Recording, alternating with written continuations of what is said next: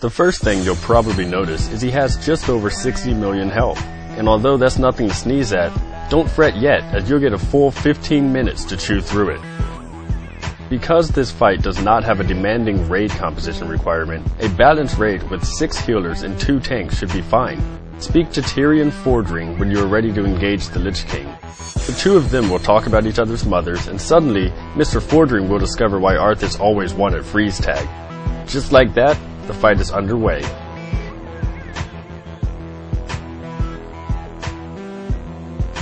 During this phase, the Lich King will use a few abilities that are somewhat complex. The first one you will see is Infest. This inflicts about 7,000 shadow damage to the entire raid. In addition, players will be left with a dot that ticks every second for increasing shadow damage and begins at 1,000 damage. This dot will only be removed when the player is above 90% health. Get used to dealing with Infest. This ability won't stop until phase 3. In addition, the Lich King will periodically cast Necrotic Plague on a random player. Necrotic Plague is a disease that inflicts 50,000 shadow damage every 5 seconds for 15 seconds. If it is dispelled, if the target dies, or if the debuff expires, it will jump to the next nearest target. Each time Necrotic Plague is dispelled, it will jump targets, lose a stack, and reduce in damage. Each time the plague kills its victim or expires, it will jump targets, gain a stack, and increase in damage. We'll talk more about how to handle this daunting debuff in a moment. During this phase, there are 2 types of adds the Lich King will summon: Drudge Ghouls and Shambling Horrors. Drudge Ghouls are small and harmless for the most part. The Shambling Horrors are the real threat. They have a Shockwave ability that inflicts 150% weapon damage to all targets in a frontal cone, and a Tranquilizable Enrage that increases their damage by 200%. They also have around 4 million health. Sure, you can kill them, but that could take ages. Remember that Necrotic Plague from earlier? It's important to note that this disease can also jump to the Ghouls and the Horrors.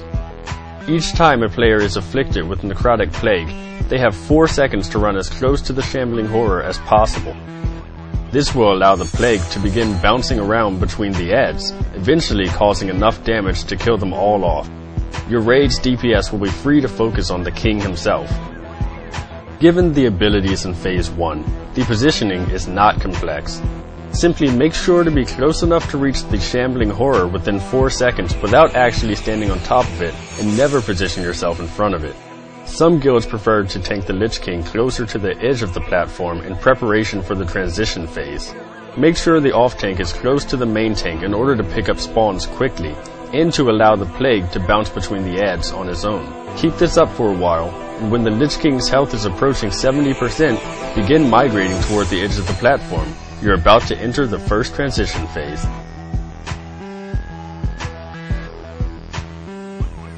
Twice during the encounter at 70% and again at 40%, the Lich King will begin a 60-second transition phase. During this phase, you will not be able to significantly DPS the boss and will instead be left to contend with various adds. The Lich King's main ability during this phase is Remorseless Winter.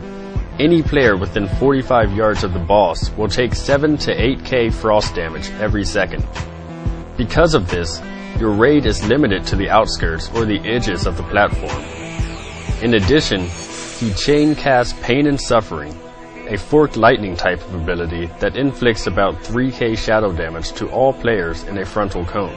This spell will leave a dot on each player it hits that can stack up to 5 times. Because of this, your raid must spread out. Like phase 1, there are 2 adds that will spawn during the transitions. The first is Ice Sphere. This is a low HP ball of floating frost which will spawn in the middle of the room, fixate a player, and begin slowly making its way to them. The spheres have 2 abilities: Ice Pulse, which is a non-threatening aura, and a much more dangerous Ice Burst. This will deal 10,000 damage to all enemies within 10 yards and successfully knock them off of the platform. Because Ice Spheres have so little health, it's best to assign 1 or 2 ranged DPS to kill them, while they are still far away from the raid. The second type of add, Raging Spirits, spawns on or out of a random raid member. Raging Spirits come with a frontal cone 20,000 shadow damage 5 seconds silence, so they must be picked up quickly and tanked facing away from the raid. Raging Spirits have around 2.5 million health, and you'll have to deal with 3 on the first transition and 4 on the second. After you've been in this phase for 60 seconds, the Lich King will begin to cast Quake. This is your cue to get back to the middle of the platform. When this cast is complete, the outer edge upon which you are standing will break off and fall out of sight. This marks the start of Phase 2.